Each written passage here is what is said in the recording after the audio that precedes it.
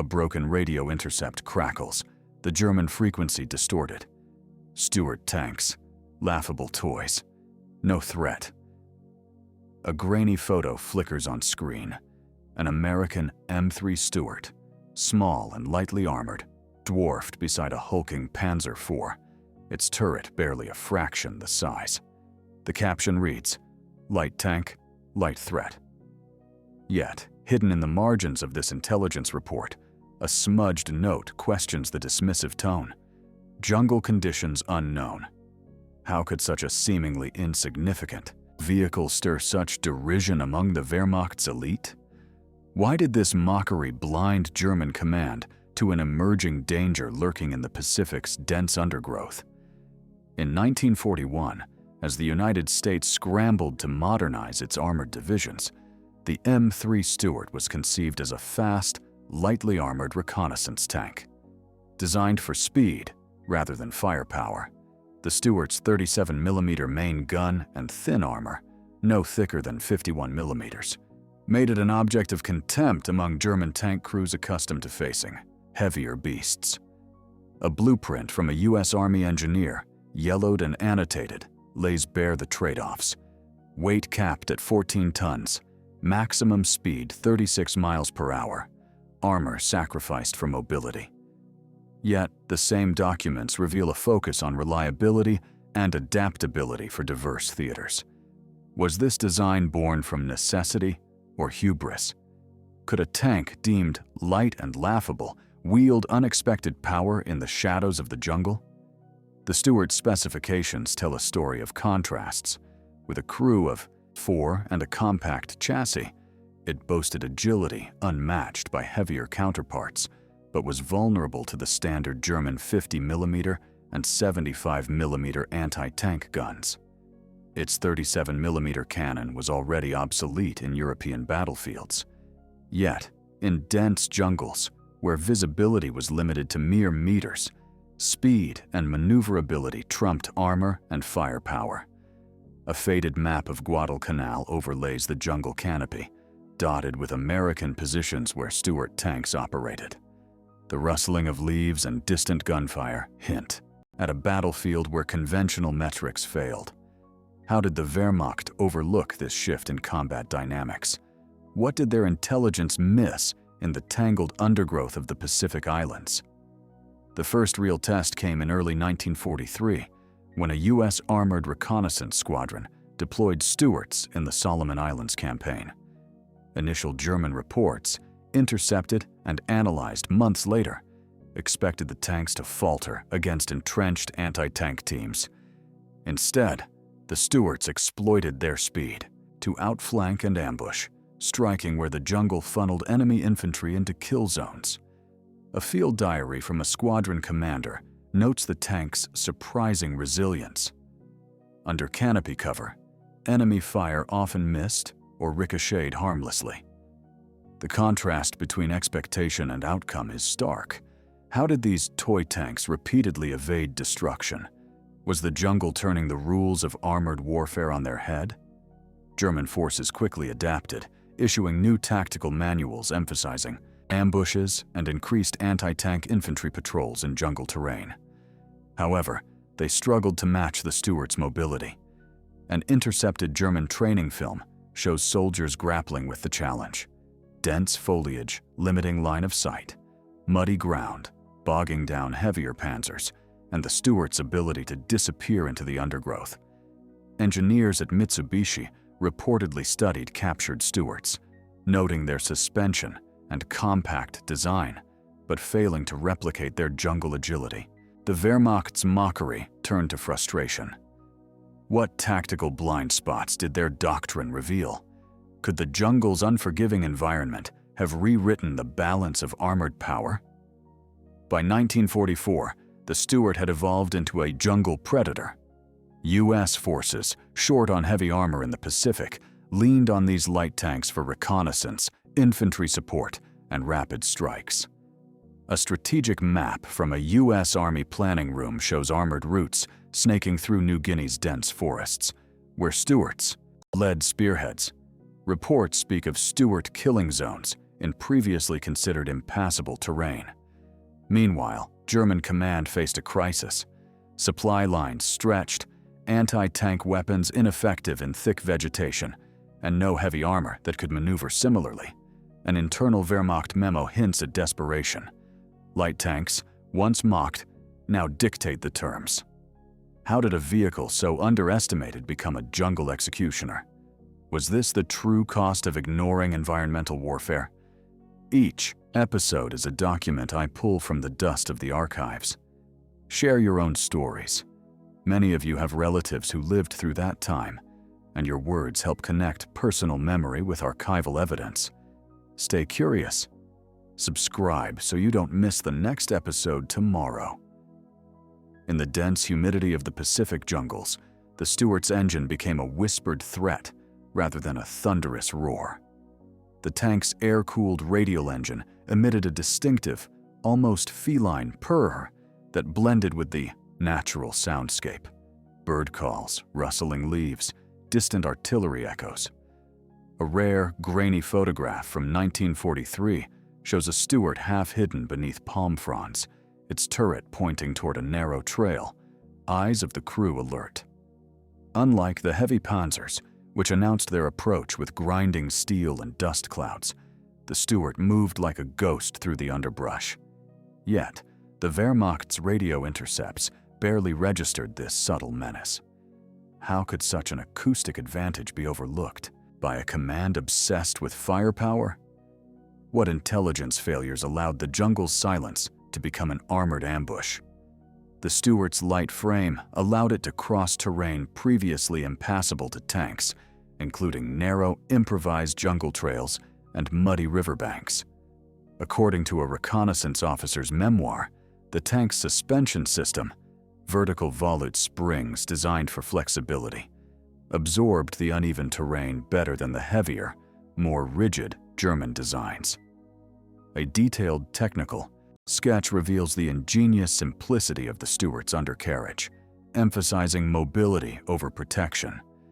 Meanwhile, German engineers struggled to adapt their heavier panzers for jungle warfare, often immobilized by the terrain or forced into predictable routes vulnerable to ambush. Did the US designers foresee this advantage, or was it an unintended consequence of design philosophy? And how did this shape the tactical evolution of jungle armored warfare? The psychological impact of the Stuart extended beyond physical capabilities. Intercepted letters from frontline German infantry describe an emerging paranoia. The light tanks appear and vanish like phantoms, impossible to pin down. The Wehrmacht's initial laughter shifted to cautious respect, then to fear. A propaganda leaflet, captured and translated, mocks the tiny American toys, but warns soldiers to never underestimate their cunning. German commanders issued directives to avoid open engagement with these tanks in Itor jungle settings, favoring hit-and-run tactics and increased infantry coordination. Yet, these measures often came too late. How did this shift in perception affect German morale and operational planning? Was the Stuart's psychological warfare as effective as its physical presence? American tactical innovation amplified the Stuart's effectiveness. Coordinated infantry and tank patrols used the Stuart to scout ahead, flush out hidden enemy positions, and provide quick-fire support in close quarters. A rare operational map shows zones marked Stuart patrol routes, overlapping with enemy supply lines, cutting off reinforcements with surgical precision. Radio transcripts reveal communication between tank crews and infantry that was fluid and adaptive, a stark contrast to the rigid German command structures struggling in the jungle's chaos. The Stuart's small size also allowed for rapid air transport and deployment, a logistical advantage in the Pacific theater. How did these combined tactics redefine armored warfare? And why did German command fail to develop an effective counter-strategy in time? The culmination of the Stuart's jungle campaign came during the Battle of Bougainville in late 1944. Under relentless monsoon rains and thick canopy cover, Stuart units spearheaded assaults on fortified Japanese positions, exploiting their agility to flank and surprise entrenched defenders. A battlefield reconnaissance photo captures a Stuart firing its 37mm cannon into a camouflaged bunker, the muzzle flash stark against the dim jungle light. Despite its small caliber, the firepower was sufficient against light fortifications and infantry concentrations. German advisors embedded with Japanese units reported growing alarm at the tank's role in breaking defensive lines. This battle marked a turning point. Was it the environment, the tank, or the tactics that truly decided the outcome? Behind the scenes, logistical challenges threatened the Stuart's continued success. Spare parts shipments were vulnerable to submarine attacks and air raids, as revealed in a U.S. Navy pilot's debriefing. Maintenance crews worked under brutal conditions, often cannibalizing damaged vehicles to keep others operational. Yet, the tanks that survived bore the scars of relentless jungle warfare: rust, worn tracks, and patched armor. Despite this, their crews' morale remained high, buoyed by the tank's proven battlefield record. Meanwhile, German intelligence struggled to piece together these fragmented reports, hampered by communication breakdowns and overconfidence in heavier armor superiority. Could the Wehrmacht have anticipated the Stuart's endurance? Or was this resilience a hidden variable in the Pacific's brutal equation? By mid-1945, the Stuart had become more than a mere reconnaissance tool. It was an integral part of jungle assault doctrine. A tactical report from an American infantry battalion commander details how Stuarts were employed to probe enemy lines, drawing fire and revealing concealed positions. The tank's compact silhouette, often mistaken for stationary jungle debris by enemy observers, allowed it to close distances rapidly before unleashing quick bursts from its 37mm gun or machine guns. A close-up photograph taken during the Luzon campaign shows a Stuart crew peering cautiously through periscopes, the tank's surface mottled with jungle grime and bullet pockmarks. The visual contrast between this battered vehicle and the sleek German panzers in European theaters is stark.